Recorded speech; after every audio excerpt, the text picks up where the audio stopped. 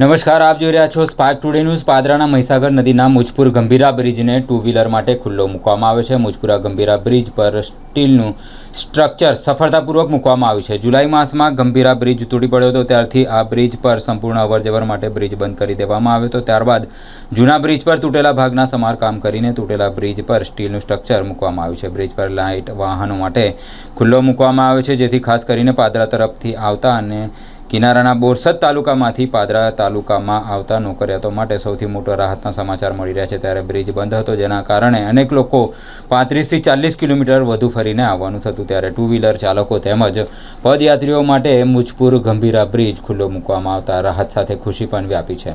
વિધિવત રીતે મહીસાગર માતાજીના મંદિરે પૂજા અર્ચના કરી પાદરાના ધારાસભ્ય ચૈતન્યસિંહ ઝાલાએ શ્રીફળ વધેરીને ખુલ્લો બ્રિજને મૂકવામાં આવ્યો છે। ત્યારે વડોદરા જિલ્લા ભાજપના પ્રમુખ બીજે બ્રહ્મભટ્ટ સહિત તાલુકાના ભાજપના કાર્યકરો ખાસ ઉપસ્થિત રહ્યા હતા।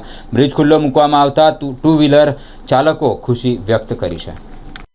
નામ મારું વિશાલ કુમાર ભવન ગામ મોટી ભાગો રહેવાનું 35 કિલોમીટર મારે રોજ ફરીને જવાનું થયું નોકરી એના માટે આ બ્રિજ ચાલુ થઈ ગયો અમારે ખૂબ ખૂબ આભાર। કઈ કંપની નોકરી રોજ કેટલું ફરવાનું 35 કિલોમીટર કેરેલા કંપની।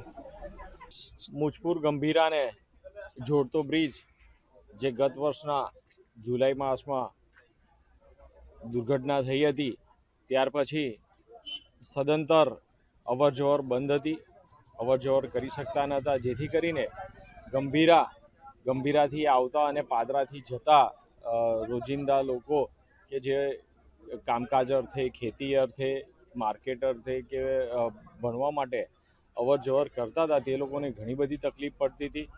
અને આ તકલીફ દૂર કરવા માટે ગુજરાત સરકારશ્રી દ્વારા નિર્ણય લેવામાં આવ્યો કે તૂટેલો ભાગ જોડી દેવામાં આવે અને નાના વાહનો કે ટુ વ્હીલર કે ચાલતા રાહદારીઓને સરળતા મળે એટલી વ્યવસ્થા કરવા માટેનો ગુજરાતની સરકાર દ્વારા નિર્ણય લેવામાં આવ્યો હતો અને લોખંડનું એક સ્ટ્રક્ચર આ જોડાણ માટે મૂકવામાં આવ્યું હતું।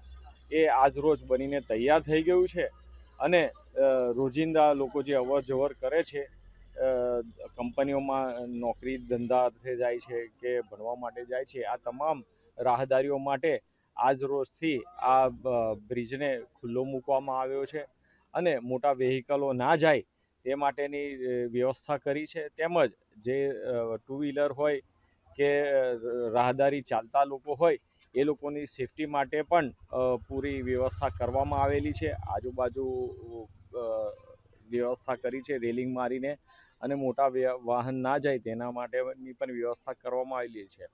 સાથે જ નવો બ્રિજ અત્યારે પૂરજોશમાં કામ ચાલુ છે, તો તમામ લોકોને અપીલ કરીશ અવર જવર કરતા અને મારા પાદરા તાલુકાના તેમજ સામે ગંભીરાથી આણંદ જિલ્લાના લોકોને અપીલ કરીશ કે જ્યાં સુધી આ બ્રિજ તૈયાર થઈ જાય ત્યાં સુધી હાલ જે વ્યવસ્થા કરી છે એમાં સૌ સહકાર આપે અને ટૂંક સમયમાં જ નવો બ્રિજ બનીને તૈયાર થઈ જશે।